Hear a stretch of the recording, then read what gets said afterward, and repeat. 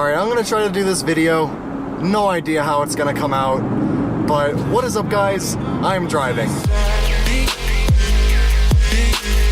So today we are here in my 4Runner on my way home from work, just to give you guys a quick little update video on where I've been.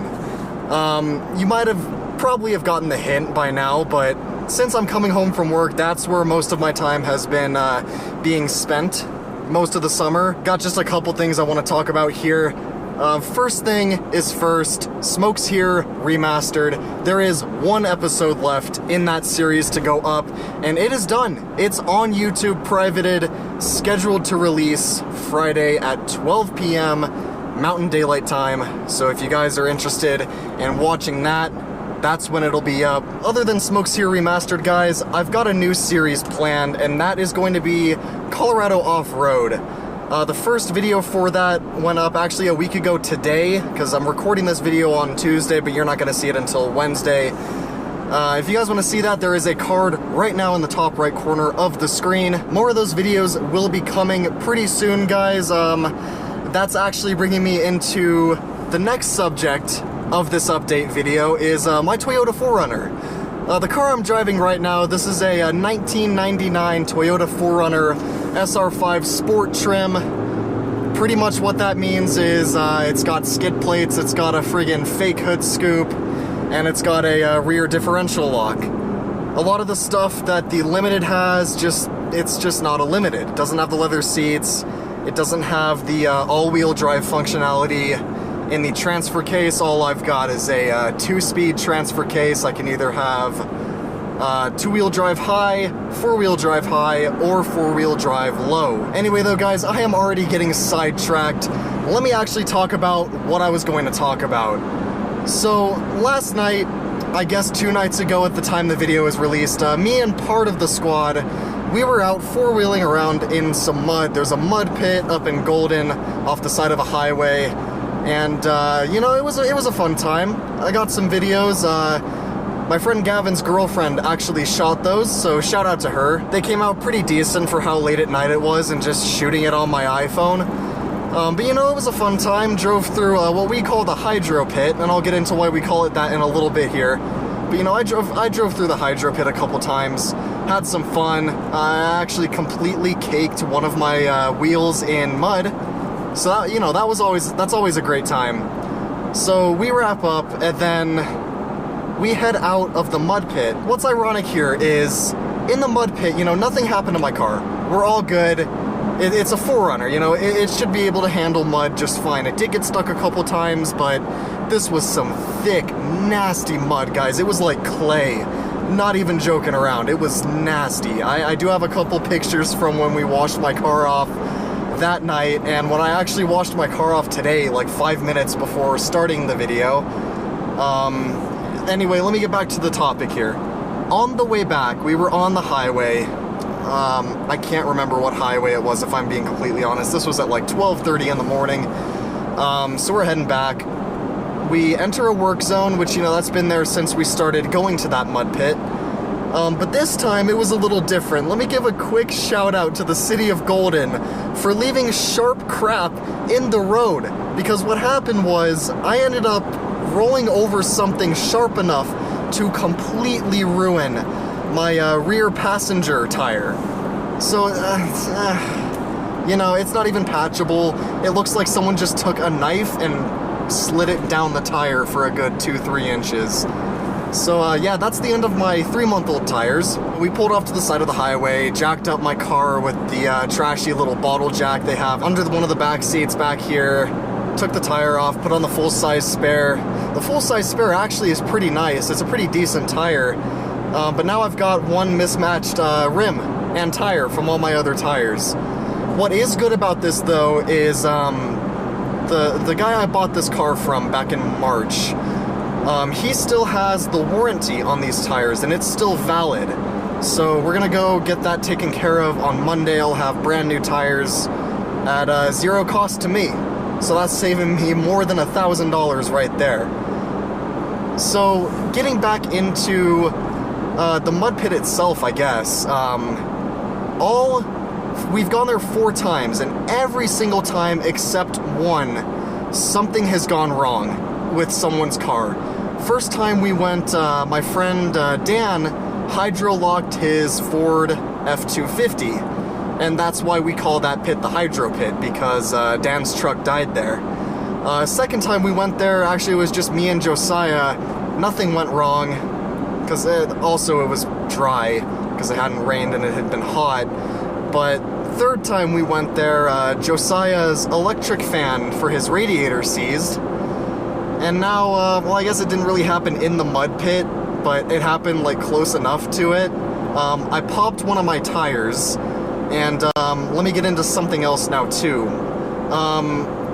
This car has CV axles in the front, and if you don't know what a CV axle is, I'll just show you right here.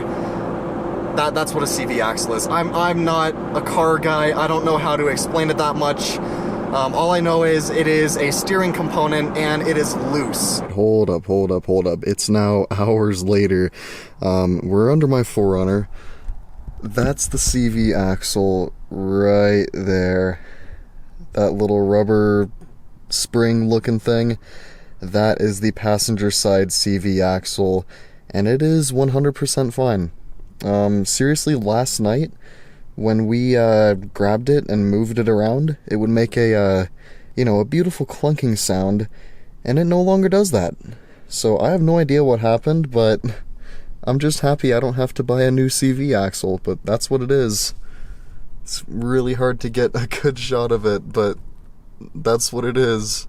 That's the CV axle right there. Also, what had happened, which actually kind of scared me a little bit, because it would have been expensive if something was actually messed up.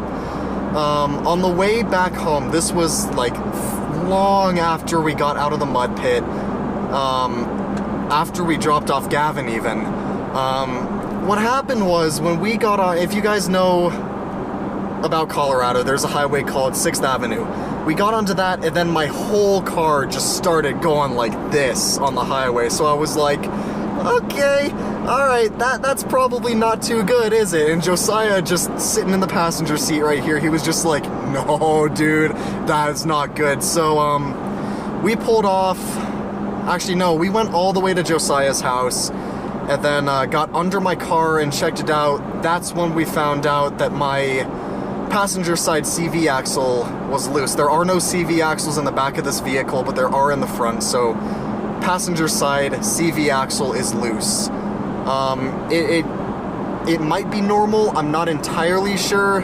This was at like 1:30 in the morning, but you know, we checked it out. It seemed loose, and then on my drive up to work this morning, the wobble was even worse. Like I don't know how to explain it. I wish I had a video of it.